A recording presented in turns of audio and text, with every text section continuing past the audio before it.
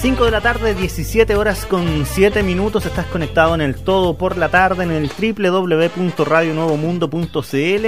Saludamos al norte del país, Iquique 100.9 del FM, también Vallenar 96.7, San Antonio y todo el litoral central. Está también conectado en el 92.9, Punta Arenas 104.7 del FM. Hoy en Habitando la Ciudad vamos a hablar sobre el cambio climático, cómo el cambio climático afecta la vida en las ciudades de la población en general, y nos vamos a tomar desde un punto de partida bastante polémico.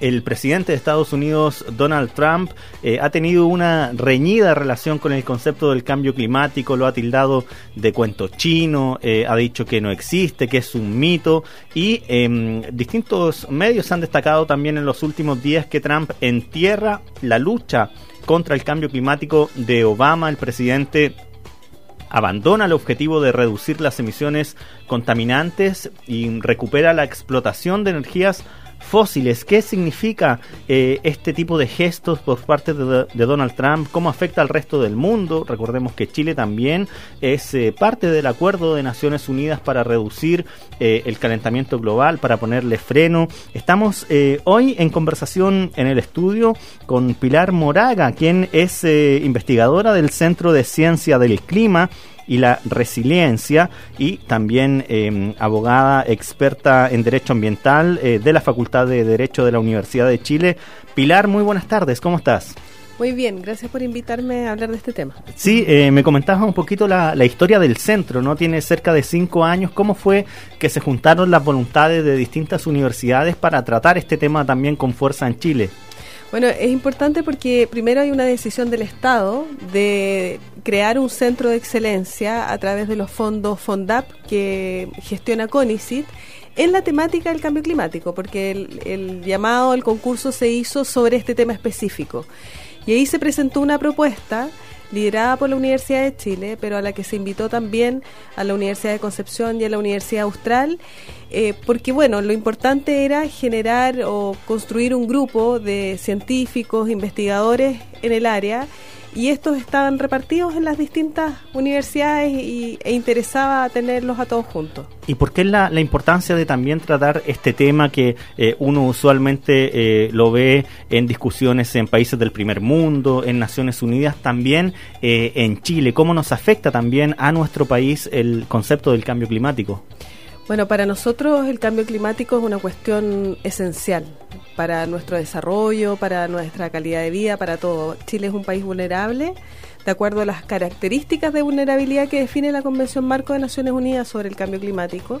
¿Y qué significa que sea vulnerable? Bueno, que es sensible, ¿no es cierto?, a los efectos e impactos del cambio climático, y eso lo vemos cada día con mayor claridad. Todos los últimos 5 años lo hemos visto con tsunamis, con aluviones, con lluvias. Incluso la marea roja, la marea roja, todas las condiciones de la marea roja se propician justamente con el calentamiento global, y por ende vamos a ver que un fenómeno como este va a tener cada vez se va a producir con mayor recurrencia. ¿Y cuánto aporta estudiar desde un país afectado, desde Chile, medir los distintos efectos y no que sean entidades extranjeras que desde la distancia nos estudian?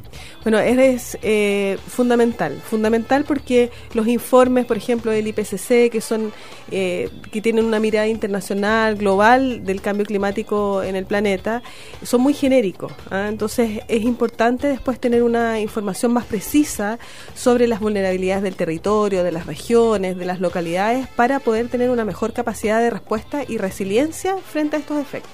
Claro, importante el concepto de resiliencia. ¿Cómo se aplica la resiliencia en las comunidades, en los distintos poblados, en las ciudades en general también? ¿Qué es la resiliencia? Bueno, yo creo que Chile sabe mucho de eso, si bien no por el concepto en sí, pero somos un país acostumbrado a los eventos extremos, los terremotos, por ejemplo. Ahora nos estamos enfrentando a lo que son los eventos climáticos extremos, y la resiliencia es esa capacidad de levantarse para estar igual o mejor que antes, luego de ocurrido el evento. Claro. Y la idea es poder fortalecer esa capacidad de las comunidades, como tú bien lo mencionas, de la población, también del aparato del Estado, de todos los poderes del Estado, que pueden también orientar una mejor respuesta. Sí, es una capacidad también de amortiguar, ¿no? Algo que nosotros vamos descubriendo año a año con distintos episodios que nos afectan. Uno se llega a preguntar cómo es posible que podamos resistir tanto. Bueno, allí está un poco también el concepto de resiliencia, ¿no? Sí, ¿cómo es posible que podamos resistir tanto y cómo es posible que aceptemos que estamos condenados a resistir tanto? Sí. Porque estamos siempre actuando en lo reactivo, ¿no es cierto? Siendo que sabemos cuáles son los efectos, los impactos, lo que viene, más o menos tenemos cierta información, pero no reaccionamos hasta cuando ello ocurre. Claro. Vemos en la región de Valparaíso un ejemplo emblemático de muchos desastres y eventos climáticos extremos e impresiona cómo la sociedad no se moviliza más. Sí. Para evitar y prevenir este tipo de eventos. O, por ejemplo, lo que pasó con los últimos incendios también, en donde también hubo factores climáticos como la combinación de la temperatura con la humedad y los vientos también, y con los incendios que hubo en la zona centro-sur del país se conocieron tantas historias de algunas familias que perdieron casas que habían reconstruido hace poquitos años, que fueron levantadas después de haber sufrido también los efectos del terremoto. O sea, cada 5 años la gente tiene que acostumbrarse a trasladarse de un lugar a otro, a volver a levantar casas. Ahí está un poco también aplicado el concepto, ¿no? Sí, pero yo creo que esa situación, si bien se puede valorar por la capacidad, ¿no es cierto?, de la gente de levantarse de nuevo y seguir, creo que es una gran deficiencia de nuestro país y del Estado de Chile de no dar una respuesta preventiva a este tipo de situaciones y no exponer a su población a este tipo de eventos y a este tipo de vulneración de sus propios derechos. Sí, es un tema complejo, por lo tanto, ¿no? Todo lo que ustedes estudian, porque por un lado está el diagnosticar lo que está ocurriendo en nuestro territorio y por otro, me imagino también, está el interpelar a los diversos organismos del Estado público para que también se hagan partícipe de las soluciones. Ese es un desafío interesante porque este es un centro científico, es un centro de excelencia en este sentido y es un lugar donde se genera ciencia. Pero efectivamente hay una vocación también de poder tener una comunicación con la toma de decisión, de poder tener que esta ciencia tenga impacto, ¿no es cierto?, en tomar mejores decisiones para el país, mejores decisiones para la población. Y ese es un desafío muy grande, puesto que nadie sabe mucho cómo hacerlo, cómo establecer estos puentes entre la ciencia y la toma de decisión en los distintos niveles, de gobierno, locales, regionales, etcétera.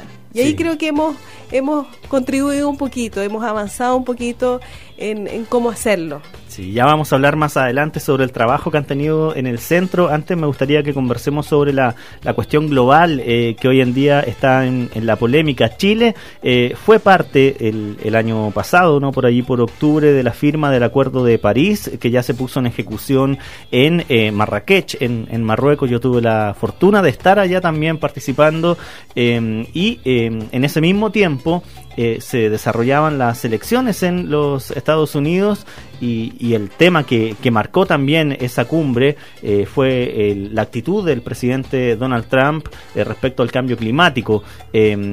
Y está en duda el día de hoy si finalmente Estados Unidos se sale o no se sale del acuerdo, lo que podría perjudicar también de buena manera a cómo el mundo está enfrentándose a esta meta que se puso de no superar los 2 grados Celsius de calentamiento global.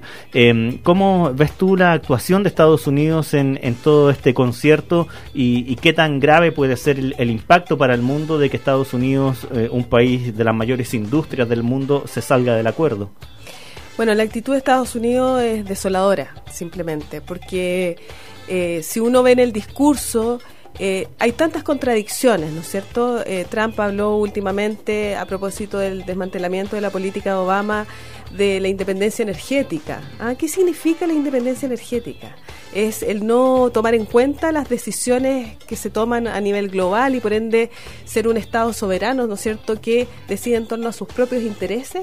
No sé, yo creo que la independencia energética también es otra cosa. La independencia energética significa el depender de sus propios recursos, significa también el poder tener una población sana, porque los efectos del carbón y del petróleo no solo tienen un impacto a nivel global, sino también local. Entonces eso afecta a la propia población de Estados Unidos. Entonces aquí hay un discurso muy mañoso en el que se utilizan muchos clichés o tips para desprestigiar el cambio climático sin ninguna base ni fundamento, basado en una ignorancia absoluta. Y eso es desolador viniendo de una gran potencia como Estados Unidos. Claro, y más cuando uno también comprueba lo difícil que es para tantas potencias del mundo ponerse de acuerdo, ¿no? En el acuerdo de París que se firmó el año pasado y que ya ha entrado en funcionamiento en varios países. Hay muchas metas que los propios países han asumido, ¿no? El mismo Estado chileno se ha comprometido para alcanzar un muy alto porcentaje de aquí a 10 años en cuanto al tipo de energía que utiliza para sus industrias, y si Estados Unidos, uno de los países más importantes del mundo, decide no cumplir metas, también influye para que el resto de los países vayan más lento en sus propias metas. O sea, es una señal también a los países más chicos, que a veces es a los que más le cuesta plantearse estas metas. Sí. Bueno, sí, es preocupante porque ya con los compromisos actuales que se presentaron a través de las contribuciones nacionales de los países, estamos llegando a un aumento de temperatura de 4 grados. Y es por eso que dentro del acuerdo se estableció una obligación, que es la de revisar estas contribuciones nacionales cada 5 años hacia una mayor ambición, con el objeto, ¿no es cierto?, de irnos acercando a esos 2 grados. Porque si es que cumpliéramos todas las metas declaradas hoy, igual estamos llegando a los 4 grados. ¿Me explico? Entonces, más encima, si uno de los participantes en esto, que es un gran contribuyente, ¿no es cierto?, a las emisiones de gases de efecto invernadero, se resta, efectivamente el alcanzar la meta de los 2 grados se hace cada vez más lejana. Claro, y los perjuicios son directos y son inmediatos y pueden ser cada vez más graves, ¿no? En todos los países comprobamos efectos del cambio climático que hace 20 años no eran de la gravedad que son ahora. Por ejemplo, en Perú, las noticias que hemos recibido las últimas semanas sobre las inundaciones con decenas de muertos. En distintos países otro tipo de efectos también se están produciendo, por lo tanto no es que vayan a ser de aquí a 10 años los efectos graves, sino que ahora mismo están ocurriendo. Y por eso que el discurso de Trump es un discurso mentiroso, con todas las palabras, porque él habla de crecimiento. O sea, estas medidas las toma en nombre del crecimiento y del resguardar el empleo en Estados Unidos. Y eso es absolutamente falso, puesto que los costos, y eso hay informe, ¿no es cierto?, el famoso informe Stern, el costo de no hacer nada, el costo de estos eventos climáticos extremos, el costo de la salud, es muy grande, puede llegar a ser más grande y destruir economías completas. Pensemos en economías del Caribe que llegan a estos eventos y destruye la economía completamente. Eso también pasa en Estados Unidos. Las inversiones en infraestructura, por ejemplo, Nueva York ya tiene un plan de infraestructura para controlar las inundaciones que van a tener. Y esos son costos de inversión destinados a una mejor adaptación al cambio climático. Y en materia de desempleo igual. En materia de desempleo muchos países, al contrario, han visto en este nuevo contexto del cambio climático una oportunidad para desarrollar, por ejemplo, otras tecnologías, y esas tecnologías desarrolladas en el país han generado nuevos empleos, y son los empleos verdes. Así es, sí, ese es uno de los aspectos que también diversos especialistas han planteado, el cómo este tipo de medidas también reduce el impacto de iniciativas que a nivel de proyectos económicos también se ven menguados, ¿no? Por ejemplo, todas las iniciativas para generar otro tipo de energía también van a tener un impacto si es que hay un país que les pone freno. O sea, también hay un impacto en cuanto al crecimiento económico cuando ese crecimiento crecimiento económico va de la mano con cumplir con los desafíos del cambio climático, ¿no? Así es que todo ello lo vamos a seguir revisando aquí en Habitando la Ciudad del día de hoy, ligados con el tema del cambio climático. Hay muchos datos e informaciones que son para preocuparse, y por ello también queremos saber cómo Chile se está enfrentando al cambio climático y cómo desde las ciudades también se puede enfrentar esto con la colaboración nuestra también. Nos escuchas desde Río Negro en el 106.9 del FM.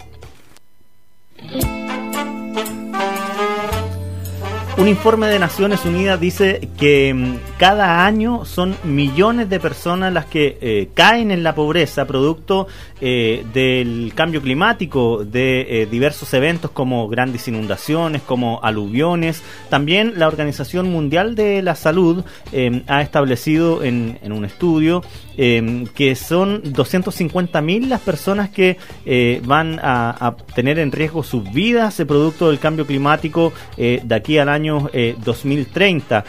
Por lo tanto, estos datos nos invitan a pensar el cambio climático como algo inmediato, no algo que está lejos o que pertenece solo a expertos. ¿Cómo ha sido en ese sentido la aproximación a la realidad chilena? Tenían interesantes estudios también que habían desarrollado desde el centro, Pilar, ¿no? Sí, bueno, el centro se planteó ciertas problemáticas comunes que estaban relacionadas con los recursos hídricos, con el uso del suelo, el uso y cambio de uso de suelo, el tema de ciudades. Y uno de los primeros trabajos integrativos, interdisciplinarios, se dio a través del informe de mega sequía, que se presentó el año 2015 a la presidenta, en el cual se desprenden algunas conclusiones interesantes, como es el vínculo de la última mega sequía, llamada por nosotros, con el cambio climático, y se dice que el 25% de esta sequía, de esta última sequía, tendría un vínculo directo con este fenómeno global. El 25%. Exacto. Y eso en base a qué se demuestra, cuáles son los antecedentes que ustedes presentan para decir esto no es una suposición, esto es real. Porque, bueno, siempre está la duda, ¿no es cierto?, esto de la variabilidad natural, del clima, de recuerdos que en alguna época hubo una sequía tan importante y que cada cierto tiempo esto ocurre. Pero bueno, los distintos expertos y científicos del CR2 estudiaron el tema de precipitaciones, ¿no es cierto?, de toda la respuesta que había en el sistema ecológico, y se dan cuenta que hay un gap, hay una brecha que no se explica ni con el fenómeno del niño ni la niña, ni con las últimas la última modelación, y por ende esa brecha es la que se justificaría con el fenómeno del cambio climático. Sí, es decir, no es una suposición, no es que antes también fue similar. Hay un dato científico que dice que el 25% de la sequía, de la gran sequía en nuestro país, se debe también a la situación del cambio climático. Por eso es tan importante estudiarlo y que el Estado también comience a tomar medidas más drásticas, ¿no? Hay otro dato que me contabas, Pilar, que tiene que ver con la cantidad de plata que gasta el Estado chileno producto de situaciones de desastres naturales. Estamos en un top 10, ¿no? Sí, exactamente. Estamos en ese top 10, puesto que Chile gasta mucho en lo que son estos desastres naturales y eventos climáticos extremos. Entonces, de ahí la importancia de tener una mejor capacidad de respuesta, de manera a adaptarnos y disminuir este tipo de costos que se podrían destinar, ¿no es cierto?, a otros fines necesarios para el país.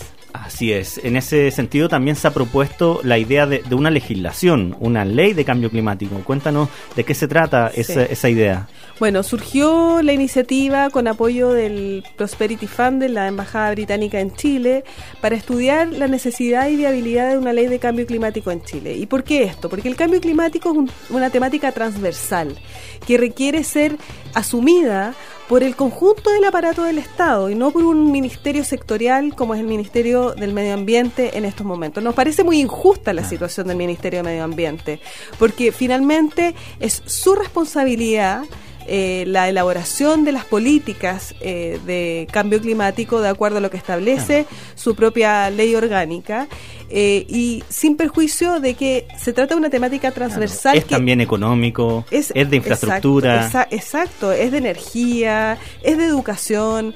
Entonces, para ello, todas las recomendaciones internacionales y la experiencia comparada lo que dicen es que primero hay que elevar la temática del cambio climático a la jerarquía más alta del aparato del Estado, de manera a que haya un liderazgo político en el tema. Y lo otro importante es poder dar permanencia a las políticas, cosa que no porque un cambio de gobierno, y lo vemos muy bien en el ejemplo de Trump, ¿no es cierto?, pueda significar cambios sustanciales en definiciones que se dan a través de un consenso social y de una normativa ad hoc a la temática. Y es por eso que dentro de nuestras conclusiones fue que sí era necesario, sí es viable, hay apoyo político para la dictación de una ley de cambio climático que establezca una institucionalidad adecuada, en el que se combine mecanismos de participación con una asesoría permanente científica, de tipo científica, que nos dé las bases necesarias para tomar buenas decisiones, y una coordinación adecuada entre los distintos niveles de gobierno. Porque algo importante en materia de cambio climático es que acá todos los actores son relevantes, son muy fundamentales. Sí, desde el que uno cree que es menor hasta el mayor, ¿no? Exacto. Cómo se genera un vínculo entre las grandes decisiones en los ministerios con también las administraciones más locales, con los municipios. Es algo que, por ejemplo, hemos visto a la hora de la reacción en los desastres naturales, cuando se generan los comités de emergencia. A veces se generan desórdenes entre quién toma una decisión, quién manda más, si el alcalde o quién viene de afuera. Todo eso requiere también de un mayor ordenamiento, ¿no? Exactamente, y el sector privado en esto es fundamental, y el sector privado y su vinculación también con la ciencia, porque vemos que en países desarrollados el sector privado tiene un vínculo constructivo con la ciencia. Acá es un vínculo de emergencia. Cuando Aguas Andinas tiene que justificar, no sé, una paralización de la distribución de agua en algún minuto, bueno, llega a la universidad pidiendo un informe que dé cuenta de que esto fue fuerza mayor y no la incapacidad de la propia empresa. Y bueno, eso, ¿por qué tener esa relación de emergencia y no una relación permanente en que la ciencia puede estar aportando a las buenas decisiones también del sector privado? Sí, es decir, el establecer una ley de cambio climático le daría también un carácter de misión país y elevaría el estándar de los objetivos completos que tendría el país, ¿no? Y daría una visión común. Incluso podemos pensar en un nuevo modelo de relacionarnos con, ¿no es cierto?, con nuestro medio ambiente, un nuevo modelo de desarrollo con una visión de futuro y de liderazgo también en la región. Somos un país con un potencial solar impresionante, que hemos ido descubriendo afortunadamente y que se está desarrollando con mucha rapidez. Tenemos mucho potencial, y el cambio climático también representa para nuestro país una oportunidad de ejercer un liderazgo importante con una visión de futuro. Así es, y por ello también es necesario saber cómo las comunidades también se pueden involucrar de mayor manera, con más fuerzas, así como tú decías, Pilar, que las empresas, que el mundo privado tiene que también tener un mayor vínculo con la ciencia y con el impacto de la ciencia, como las comunidades, como las juntas de vecinos, espacios de organizaciones vecinales, también pueden entrar en esta materia. Me comentabas algo, por ejemplo, de los planes reguladores. Sí, bueno, las comunidades también juegan un rol fundamental, puesto que si vemos que todas las recomendaciones tienden hacia una mayor participación, a una construcción común de las decisiones en definiciones de políticas, de planes, de acciones. ¿Por qué? Porque son las personas, son esas comunidades las que conocen su territorio, conocen las vulnerabilidades a las que están expuestas, conocen los riesgos.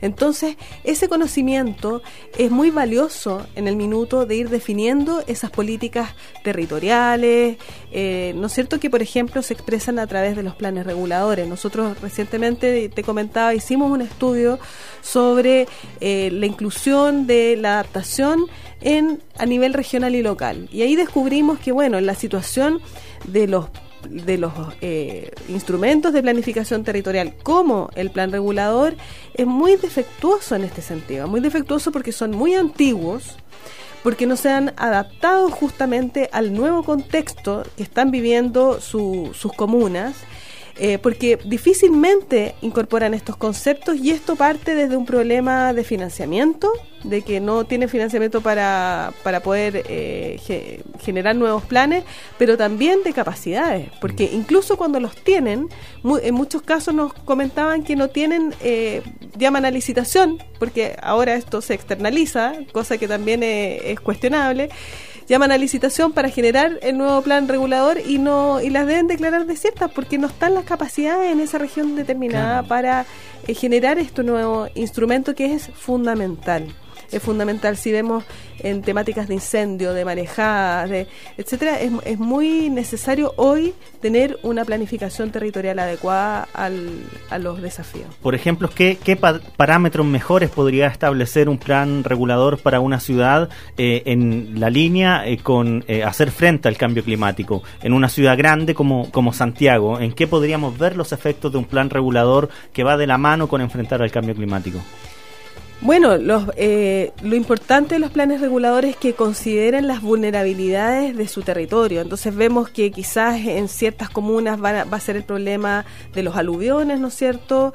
Si vemos Valparaíso va a ser tema de aluviones y de incendios. Entonces, ¿cómo poder ir planificando la ciudad en función, evitando exponer a las personas a vulneración de sus propios derechos? Sí, interesante eso. El concepto de derecho también tiene que ver acá, ¿no? ¿Cuál es el derecho que tiene una comunidad, un ciudadano, a que el Estado lo proteja de los riesgos climáticos? Bueno, absolutamente. Nosotros vemos en la actualidad que hay un fenómeno de judicialización de causas climáticas en muchos países del mundo, en que lo que se ha presentado son demandas en contra del Estado reclamando el incumplimiento de políticas propias o bien el incumplimiento de compromisos internacionales que violentan o que van en contra de los derechos a la vida, a la salud, a vivir en un medio ambiente sano. Y en muchos casos han sido demandas que han prosperado. Sí. ¿Y qué pasa, Pilar, cuando se enfrenta también la idea de proteger el medio ambiente, de hacer frente al cambio climático con la idea de crecimiento, de proyecto, de necesidad de dinero también en regiones? Pongo un ejemplo que ha estado también en la palestra en las últimas semanas del proyecto minero Dominga en el norte, ¿no? Donde cuando se definió en votación en la Intendencia si se aprobaba o no el proyecto, el estudio de impacto ambiental, había una buena cantidad de gente diciendo no a Dominga porque iba a generar mucho daño, incluso la actividad económica de los pequeños pescadores, y había todo otro grupo que decía sí a Dominga porque acá necesitamos trabajo y esta empresa nos va a asegurar trabajos con buenas remuneraciones de aquí a 10 años. ¿Qué tipo de criterios, según lo que ustedes han estudiado, deben primar en esas divergencias? Bueno, el criterio es el desarrollo sustentable.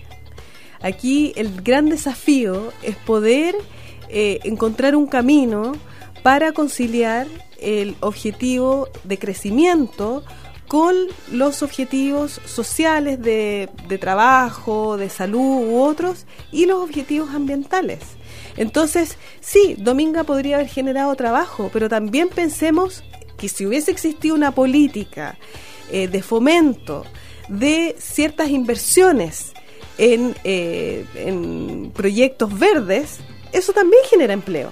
Claro. Entonces, ante la falta de esas políticas, ¿no es cierto?, un privado decide realizar un proyecto en determinada zona, que es la que va a solucionar esta falta de parte de los que deben, ¿no es cierto?, generar otros tipos de incentivos para actividades que sean más sustentables. Claro, porque si lo vinculamos también con la idea con que partíamos de Trump, es un poco lo mismo, ¿no? Trump se defiende diciendo que él ganó la elección prometiéndole a la gente que no ha tenido buenos empleos durante harto tiempo, mejores empleos, la idea de una reindustrialización del país en distintos niveles. Es un poco una discusión parecida, ¿no? Sí, lo que pasa es que acá tenemos que, yo creo que en un minuto vamos a tener que definir cuál es el camino que queremos seguir, porque acá ya las definiciones a nivel global están dadas. O sea, aquí vamos hacia una economía baja en carbono, la mayoría de los países van a ir hacia allá, y bueno, Chile decidió subirse en ese carro y contribuir, pero no hemos definido ese camino, porque ese camino, ¿quién lo va a decidir? Lo van a decidir los inversionistas, los privados, que van a ir definiendo proyecto a proyecto, el proyecto, una termoeléctrica, una salmonera en el sur, o va a ser una definición país de política de hacia dónde queremos ir. Y ejemplos ya hay en el mundo, de países que han definido y han dicho, bueno, mi economía se reorienta a una economía verde y por ende yo pongo los incentivos ahí donde está, la industria solar y otras muchas, digamos, que pueden contribuir a este objetivo. Claro, finalmente llegamos al límite que nos pone el modelo de desarrollo que tiene un país, ¿no?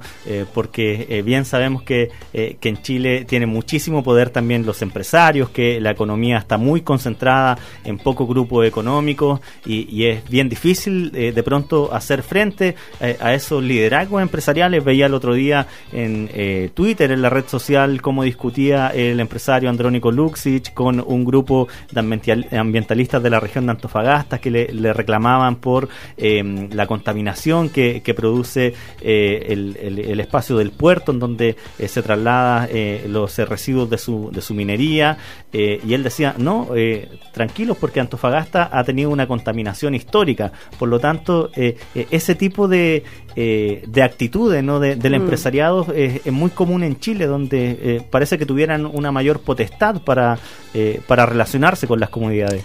Sí, pero mira, estamos llegando a un punto de inflexión. Esa es la diferencia, quizás. El informe de la OCDE del año pasado, ¿no es cierto?, de junio del año pasado, da cuenta que Chile llegó a un nivel en lo que es la relación con sus recursos naturales, que hoy en día existe una presión sobre los recursos naturales, que es un contexto nuevo, ¿ya? O sea, Chile en los años pasados, la relación con sus recursos naturales era distinta porque eran muy abundantes, ¿no es cierto? Hoy día ya llegamos a un estado de límite. Sí. Entonces, eso requiere un cambio de parte de la población de Chile, eso requiere un cambio de parte del empresariado, que yo creo que lo han entendido bastante bien.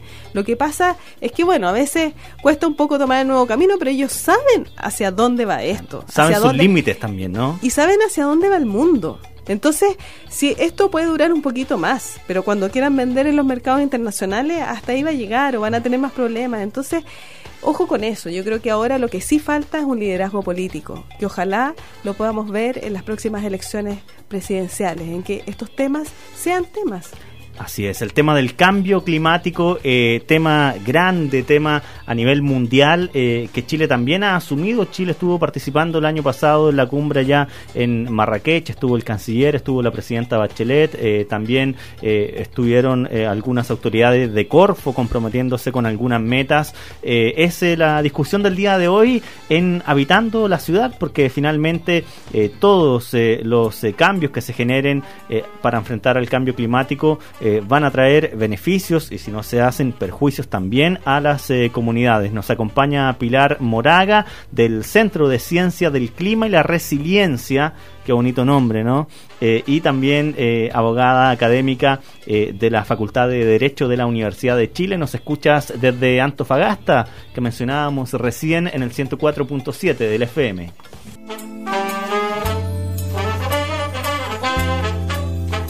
El cambio climático es el tema de hoy en Habitando la Ciudad. Nos acompaña Pilar Moraga, investigadora del Centro de Ciencia del Clima y la Resiliencia y académica de la Facultad de Derecho de la Universidad de Chile.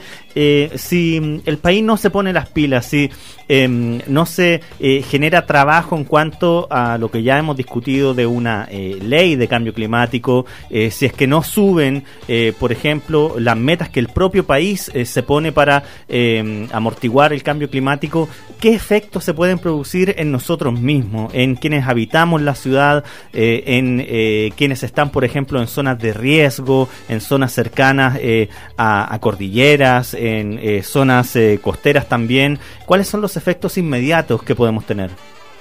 Bueno, hay efectos de distinta índole en materia de salud, en materia de riesgo de vida humana, riesgos económicos para las actividades productivas que estén en zonas inadecuadas y que no sean capaces de adaptarse, riesgos de que nuestra economía se quede atrás al no adaptarse a los nuevos estándares internacionales y que están estableciendo ya los mercados externos.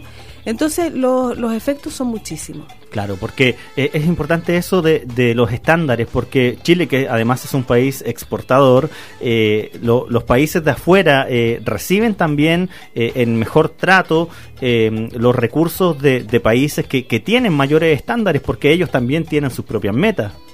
Exacto, porque lo contrario, ese dumping ambiental, ¿no es cierto?, de los países que con normas menos exigentes producen igual y venden afuera y les sale más barato. Bueno, sí. Eso no lo quieren los otros países porque son malos competidores, digamos. Claro. Entonces, sí. Eso también, es muy importante fijarse en eso también, porque esto no es solo una cuestión ética, lo es. Es muy importante la parte ética, ¿no es cierto? Porque nosotros estamos utilizando un planeta que van a utilizar las generaciones futuras, que también tienen derecho a contar con ciertas cuestiones básicas. Entonces, hay una cuestión ética de fondo, pero no es la única. Hay también una cuestión económica del país, y eso pareciera que hoy en día es lo que prima, sí. Cosa con la que no estoy de acuerdo. Creo que hay también otras cuestiones que debieran tomar igual de importancia, pero pareciera que eso es hoy lo que prima, y si fuera eso, también tenemos consecuencias importantes. Claro, hay una perspectiva de desarrollo que está acompañada con el enfrentamiento al cambio climático. Pilar, ¿cómo ves tú a Chile? ¿Cuál es tu diagnóstico de cómo Chile está actualmente enfrentando el cambio climático? ¿Cómo ves, por ejemplo, las metas que se plantearon en la última reunión de Marrakech, que Chile las destacó, ¿no? Su gobierno, pero que al parecer en algunos organismos no fue tan bien mirado? Bueno, Chile ha realizado un esfuerzo muy grande en materia de políticas públicas desde la firma de la Convención en el año 94 en adelante. Ha habido un progresivo desarrollo de las políticas públicas en materia de cambio climático, y eso ha sido progresivo y ha sido cada vez en miras a fortalecer más el tema. Sin embargo, hoy día nos enfrentamos a ciertas limitaciones, como mencionaba anteriormente. O sea, el tema, estando en un ministerio sectorial, conlleva muchas limitaciones para poder llegar a los objetivos que realmente se esperan. Y eso se ve reflejado muy claramente en lo que fue en la definición de la Contribución Nacional de Chile. La Contribución Nacional, que se presentó ante la Secretaría de la Convención Marco de Naciones Unidas para el Cambio Climático, se definió a través de procesos participativos. Sin embargo, el resultado y lo que se llevó ante la Secretaría no fue precisamente ese documento final, ¿no es cierto?, que se elaboró luego de la consulta ciudadana. El texto que finalmente el Estado de Chile presenta ante la Secretaría es un texto que estuvo muy definido por el Ministerio de Energía y de Hacienda. Y para ser súper clara, lo que hicieron estos dos ministerios fue bajar la meta resuelta luego de la consulta pública realizada por el Ministerio de Medio Ambiente. Entonces ahí vemos varios temas preocupantes, porque la meta fue calificada de inadecuada en las evaluaciones internacionales. De hecho, se dice, para hablarlo en simple, si todos los países hubiesen establecido una meta como la de Chile, estaríamos llegando a los 4 grados de aumento de temperatura global. Sí. Por ende, ese es el carácter inadecuado. Después, eso también pone en cuestionamiento los procesos que efectivamente son voluntarios, y eso lo recalcan, ¿no? Aquí nadie ha obligado a realizar procesos de consulta en este tipo de definiciones, pero pareciera que en el estado actual de las cosas ya es una cuestión indispensable de la que no podemos evitar. Entonces, si bien no es obligatoria, ya nadie podría pensar que una definición de esta naturaleza pueda llevarse sin la consulta. Ahora sí, esa consulta se deslegitima. ¿Qué va a pasar para procesos futuros? Entonces, hay varios cuestionamientos en torno a la definición de esta meta que debe ser revisada aquí en 2020, que esperemos que los nuevos liderazgos políticos puedan asumir esto a la altura. Sí, por eso toma tanta fuerza la propia idea que han planteado en el centro de robustecer nuestra institucionalidad completa en torno a el cambio climático. Bueno, muchísimas gracias por tu participación.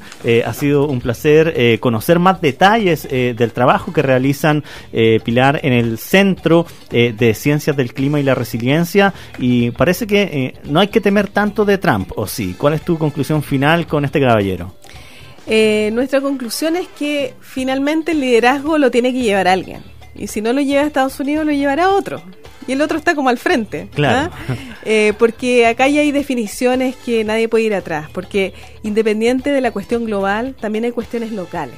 Y la contaminación local. Y si vemos a China y todos los problemas que tienen al interior, ¿no es cierto? Es muy probable que las soluciones que le den a su propia población terminen beneficiando, ¿no es cierto?, el conjunto del planeta. Claro, finalmente el cambio climático es una cuestión que está sucediendo y a la fuerza o no el mundo tiene que enfrentarlo de una manera adecuada y también a un nivel de vanguardia, ¿no? Eso es lo que también se le exige a Chile, que va a tener que revisar también sus propias metas. Muchísimas gracias, Pilar, ha sido un gusto.